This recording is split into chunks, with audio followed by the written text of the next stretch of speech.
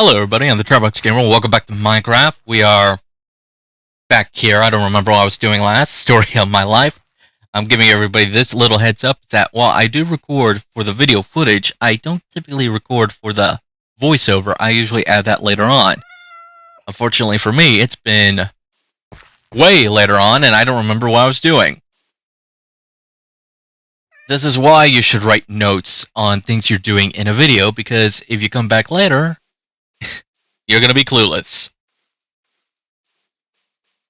I think the first part I'm gonna terraform this area just a little, just to make it look a little more complete.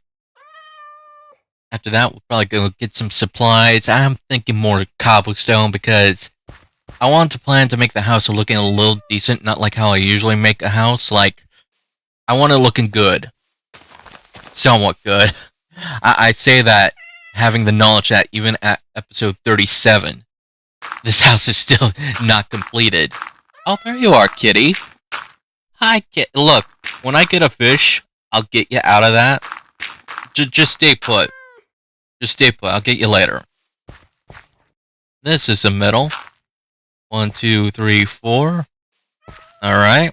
1, 2, 3, 4. Perfect. Very perfect. Works out for me. It's nice. I mean, I think I could add the 5th row, but it probably looked a little awkward on the right side. Left side, it would look normal, but the right side would make it look like, Nah, I think this is good enough. Maybe. Maybe.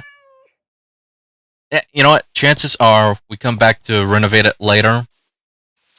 So, yeah. 1, 2, 3. Yeah, you know what?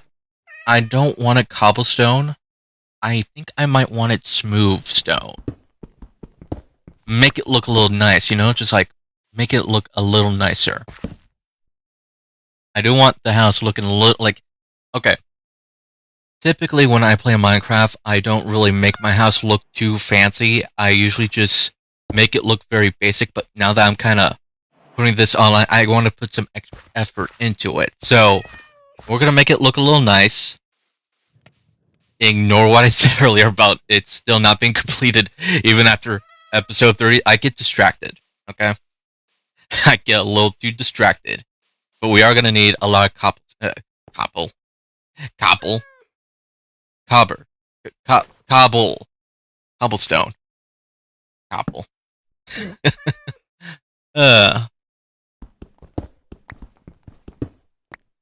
I mean, we do find copper, it's just... Again, I don't really use copper for much. Like, yeah, you can make the rods, but I don't think I'm gonna need the rods. I mean, I don't know what you use. Copper blocks, maybe, but yeah, you know, it's like... Not really... I really wish I did more with the copper. Really wish I did more with the copper. Like copper tools, copper armor, like something like that. I mean... Yeah, they probably made a mod for it, but I'm talking like in-game, you know, like vanilla game, have something for it, not just like something you add a mod for. And while we wait on that, I'm just gonna ramble on a bit and talk about whatever. So, how are you doing? I'm doing well enough. I'm doing decently. Not too honestly, this village is just not rubbing me the right way, like... It's an awkward village. Like, you remember when I showed you around in the last episode, it's like, so really generated, like, I don't like the paths, they look all messy to me, it's kinda annoying me. In fact, you know what, is that another village over there? You know what, I'll check it out when I have the time, but it looked like there was another village. That's... You know, it's not impossible for another village to be near another village. It's just... Huh. Well, I hate to be that guy, but this is the place I found first. It's gonna be my village. I like it here. For the most... I mean... For the most part. I mean, it's in the same biome, so it's probably the same type of village, so... Just gonna stick here. Yeah, that is a village. That's definitely a village, like, building over there in the distance. I'll check it out later. I got stuff to do. I got wood to cut, mainly because I'm probably going to use this for fuel.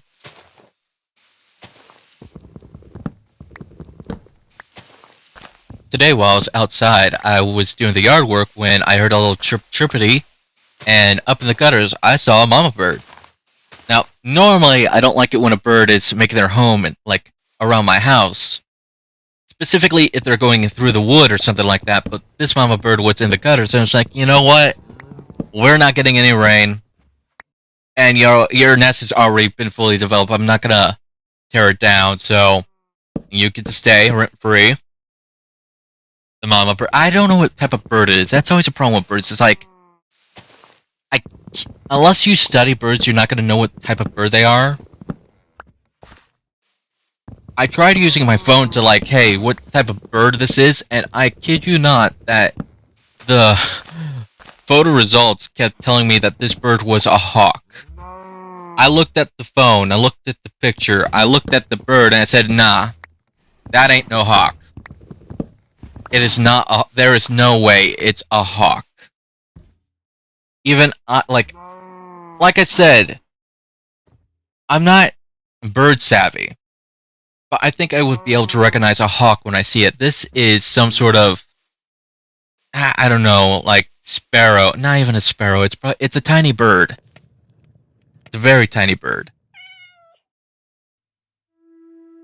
You know, speaking of birds, that reminds me, my duck, she actually had her first bundle of eggs like a while back, like in March. She had her first bundle of eggs. Now, when we saw that she had like, I think 12 eggs, we got a little worried because this is a new mother duck. We didn't know how she was going to handle the, hatching process.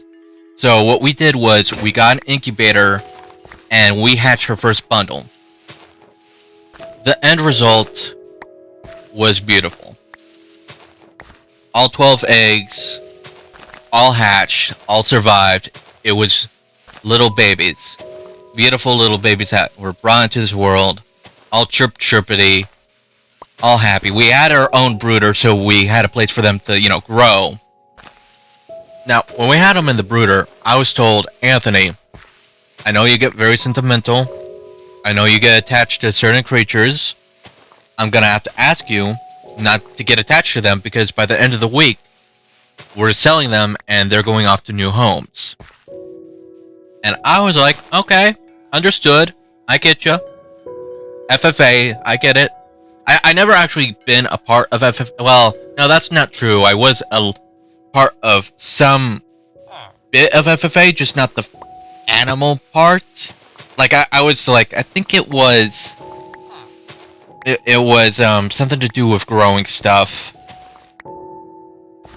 It was with, I forgot the name of the class, but it basically was with the growing of the flowers, vegetables, that kind of thing, not really with dealing with animals. The only reason why I say it's FFA was because the FFA teacher was a part of it, and technically, by my school, it was an FFA class, but regardless, I told him, I understand, it's like with FFA, you don't get attached to the animals, you're gonna sell them, you're not gonna keep them as pets.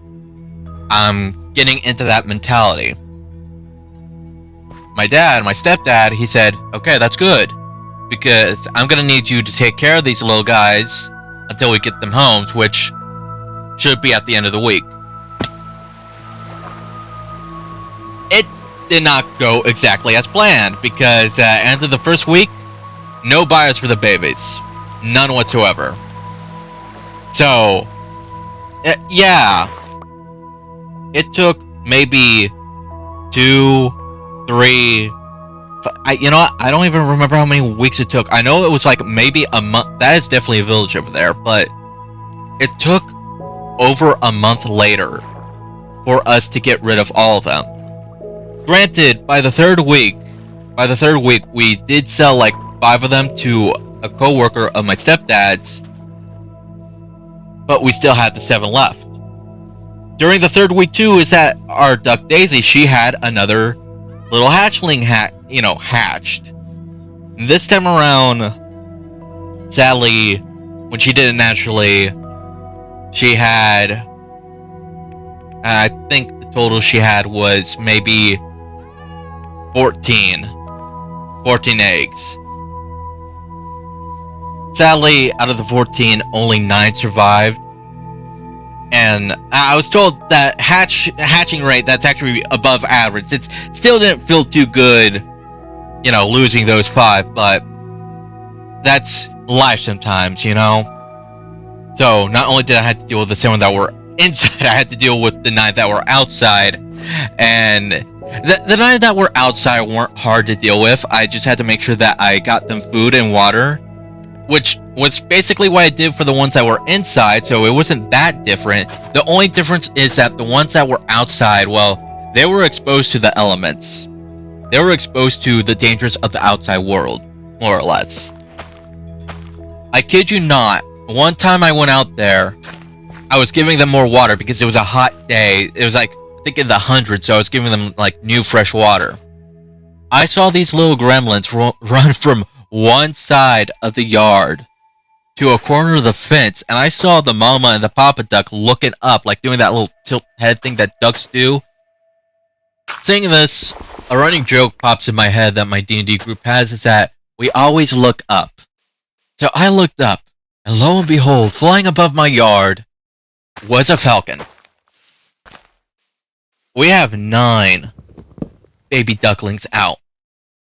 9 of them.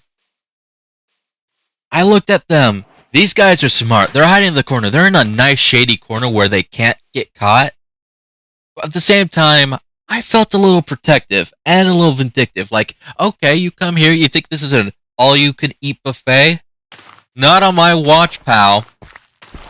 I'm not letting you hurt them. So, what I did was, I had nothing to defend myself. Well, I guess not defend myself. I more defend them will be it, because I don't think it would go after me. So, I grabbed a scrubber. A scrubber that I used to wash their pool because they have this little plastic pool to swim around in. I grabbed that. I'm staring at the sky, and I am screaming at the falcon. I am yelling at the falcon using a scrubber as a threatening tool to be an incentive to leave. I say I've been at it for 30 minutes before my stepdad pops in and is asking, what's going on? Why are you yelling? I point up and I say, falcon. He looks at me like I lost it. And he says, Anthony, if you want to scare the falcon away, what you're doing is good, but at the same time, you're gonna scare the neighbors. What you want to do is flap your arms like a big bird, and it will fly away because it thinks you're a big bird. Too big to deal with. So, I flap my hands like a bird. Again, yelling insults at the falcon, knowing it probably doesn't understand a thing I'm saying, and it leaves. It leaves. After 30 long minutes of me screaming at it, it leaves once it sees that I do resemble a big bird. I wish that was the end of it. I really do wish that was the end of it, but no, it was not the end of it. It actually got worse from that day forward because more falcons showed up. I like to imagine that one falcon got so scared, it's like, okay, look, there's 9 little ducklings there, but one really big, ugly bird. If we could scare off that big, ugly bird, we each get 2 baby ducklings, with a remainder of 1, which will go to me because I'm making up this plan. I'm the boss here. Do what I say, we get rid of the big, ugly bird, and we eat. Sound good?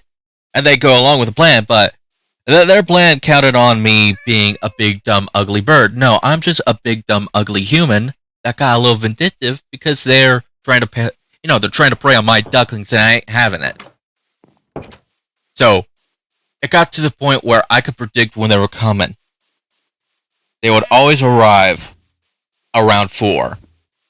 4:30 at the latest, 4 at the minimum. So every day I would go out there. At this point, the ducklings, they had enough survival instinct to stay close to the fence where they were not in the open. In fact, we have a bit of our rosemary bush that would poke out from the other side of the fence into inside of the fence, so they would hide underneath the rosemary bush and just stay there. At one point, my dad said, "You do realize that they don't really need you doing that. You can just not do that." And it's like, I know. I'm sending a message. These birds aren't welcome here. They're gonna harm my babies. I ain't gonna let it happen. And he's like, "Did you just say my babies, even though you're not supposed to get attached to them?" Details. Just, I'm doing my part. Shush. I'm doing my part to protect them. Your part is to get them homes. Don't question my methods. Don't question my methods. All right. Does this look good? I don't know. It looks all. I don't like it too much. Like, okay, maybe for corners. Corners, yeah, but for the whole frame, no. I think for the rest of the inside ducts, I think it was... Okay, the third week was for the ones that were on the outside. I'm trying to keep that track. But the ones on the inside, they had like a couple more weeks. They had a couple more weeks before they got sold off. Now, 2 of them was sold off to a friend, which was nice because we're actually close with this friend. The last 5, however, we went to an auction for and sold them through the auction. And I'm gonna be honest with everybody. I know I was told not to get attached, but yeah, at the auction, I was not vibing with it, man. Like, I was sad. Like, it depressed me. Seeing them go, this is a reason why I didn't get into FFA, was because I know that when I had to let the animal go, it was definitely gonna break my heart, and it definitely did break my heart when I had to let them go. I think the worst part was I don't know if they were gonna be used for, as a pet, or they were gonna be used for food. It's just, it hurt. It really did hurt, but I like to think that I handled it well enough.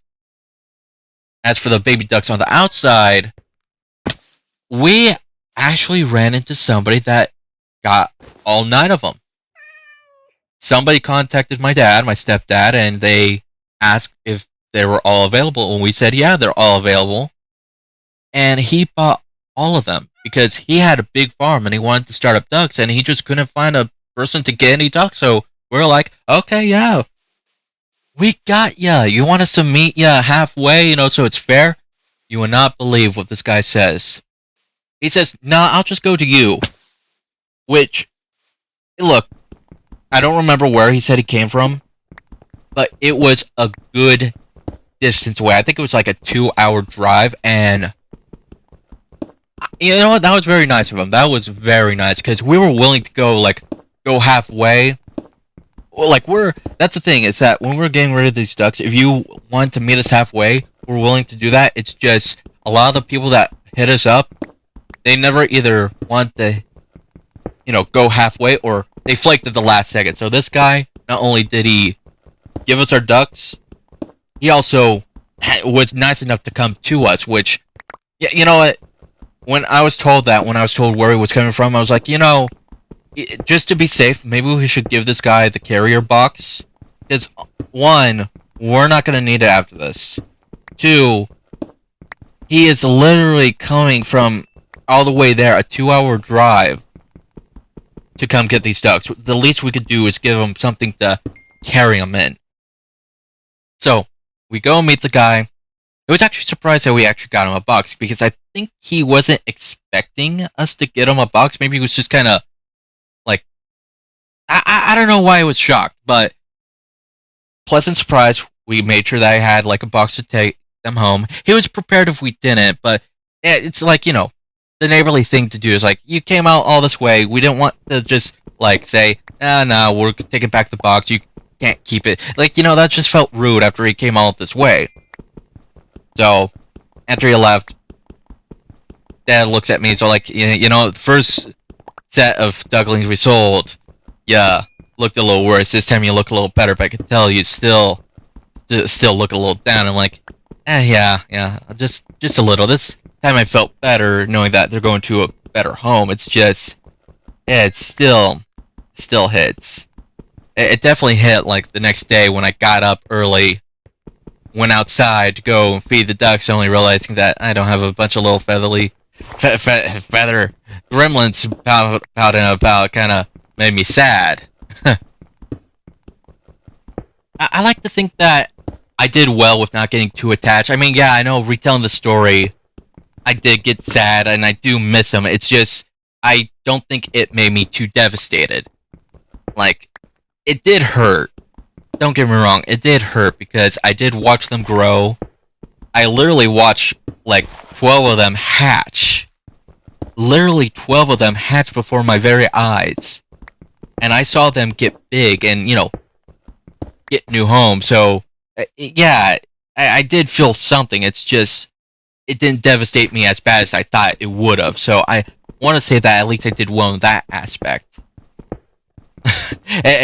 Actually, there was this funny thing that happened during the time that I was taking care of them. And my mom or dad, they wanted to play a joke on me. They wanted to play like a little prank on me. What they would do is that they would be near my door. They would have their phones out and they would play duckling sounds. And I kid you not, I would be out the room 3 seconds later because to me that's them needing something. That sounds like, oh, they need something. They need me. So I would literally bust out my door just to see those two laughing like they told the funniest joke ever. I'm like, very cute. Very cute. I don't like this joke too much, but I'm glad you found the amusement in it. Another little thing that happened while I was taking care of them is that whenever Mom or Daniel, whenever they try to feed them or pet the ones that were in the brooder, the ones in the brooder would go after the hands and like give them like little pecks. Nothing too hard that would cause blood or hurt them. But they brought it up to my attention one day, and I was like, huh, that's weird. I've always, like, they never done that to me. And just to test this out, I actually put my hand in there, like, because like I said, I was following the rules. I didn't want to get too attached to these guys, and one of the things I didn't really do was pet them. Well, I mean, technically, that's not completely true. I had to hold them a few times just to comfort them. I had to dry them off whenever I had to give them a bath. It kind of... I wouldn't say that I went out of my way to pet them, though. That's what I mean, really. So, I was all like, okay. They're probably going to nibble me, too. It's probably a phase in their life. They're just going to do it to me like they did to Mom and Dad, and, you know, it's not going to mean anything. I put my hand in the brooder. They looked at it, did not peck me. They actually rubbed up against my hand, and oh, my heart. Oh, my heart. Oh, my heart. That... I hate that I had to get rid of these guys. I told them that, and Mom and Dad, they're like, well, yeah, you're the one that feeds them. Of course they're going to act like that. And I tried to act nonchalant about it, like maybe they just didn't feel like pecking at the moment, you know, didn't feel like giving the nibbles, but internally, mentally, I was like, they like me more. They like me more. The ones on the outside, they follow the mama mostly. They didn't really get close to us. I mean, they did get close to me whenever I came out to feed them or get them water, because like I said, they knew that I had food with them, but really they didn't get too close like the ones in the brooder did, so, yeah. I remember I got annoyed with both the mama and the papa duck because I think it was maybe a week after they were hatched, or maybe it was a week and a half, that these little gremlins, they wanted to go swimming. So they tried to go into the big pool, which they were very small and it made me very nervous, so I had like a little, I guess a makeshift stepping stool in there for them to get in and out. And Daisy and Ducky, that's the parents' names, they actually chased off their babies. And I was angry with them. I yelled at them. I said, hey, don't treat your babies like that. They're hot. They want to get into the water. So, after that, I kind of entered my petty move thing that usually when something inconvenience me, I decide to be a little petty about it. I found a container. It wasn't big, it wasn't small. It was a perfect amount for the babies to get in and get out. And I filled it with water. And I put, again, a step stool in and a step stool out. I gave both the mom and dad a stink eye and said, you know what, since you didn't want to share, I got them to their own. This is their own pool. You can't enter. Daisy tried to play with it. I was like, no. You got the big pool. That's your pool. You didn't want to share, so yeah, I'm not letting you take the baby's pool. Go away. Go in the big one. And I say maybe it took them a few minutes, but they got the idea that, oh, hey, we could go into this pool. We could go in, they could go out. And all 9 of them got into this little container full of water. They were floating. You ever see a rubber duck floating? That's the best way to describe that whole thing. I think I might have actually recorded some video footage for the ducklings. It's on my phone. I have to put it on my computer. But yeah, I actually think we have some footage for the ducklings. Granted, yeah, this was me. Hey, you know what? Mixed messages on not getting attached because when they hatch, I said they were hatching and I was asked to get a recording of it. But that's like, wouldn't that also be getting attached to them because you're recording it happen? But at the same time, it's a miracle of life. Seeing the ducklings take their first swim is also a milestone for them. So it's like, you got to, you know? You got to for the memories. You're not going to keep them forever. Like, yeah, I think I'm fine with it. Like, I'm not the only one that recorded stuff for them. Like, my mom, my dad, they recorded, like, the ducklings. So, yeah, I find no fault in it. If I could find the footage, I'll post it, like, it'd probably be in shorts. It'd probably be something, like, they're not long videos. Especially with the ones where they were hatching, because I would literally be there as they were, like, moving about. Oh. That actually reminded me. I didn't actually get them hatching out. Just, like, the beginning process of it. What happened was, when that happened, when they were hatching, I got a little sick. And I kind of know why I get sick sometimes based on what happens. This was definitely me being stress sick. And usually when that happens, I have to, like, sleep it off.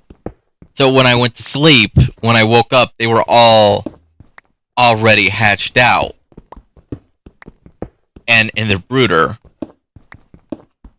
So, yeah, I didn't get them hatched out, but I did get them starting the hatch. So that's technically what happened. But anyway, I did get the ones that were outside, the ones that didn't go into the brooder.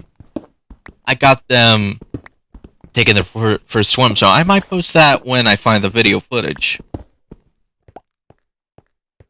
Would I be willing to do this again? Like, if I'm willing to, take care of the... I am still willing to take care of the, like, new ducklings. It's just, if we do this again, I do want, like, a list of sellers. That way, I don't have to worry about who they're going off to. It's just, until then, like, I'm gonna have to say no. That the mother has been laying more eggs. It's just we haven't gave them the chance to really fertilize. We've been collecting duck eggs alongside our chicken eggs.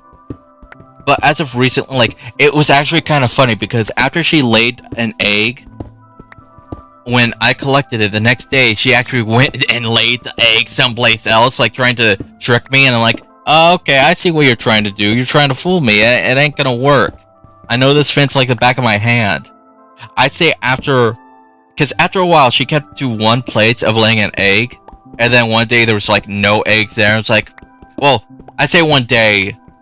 That was today, actually. Like, the egg wasn't in its usual space, and I told my stepdad, I told Daniel that, hey, I don't think Daisy laid an egg because it's not in her usual space. And he's all like, no, she's probably trying to trick you, trying to actually lay the thing and actually get another baby. And I'm like, oh, okay, I was kind of hoping you were going to tell me that you found one, but no.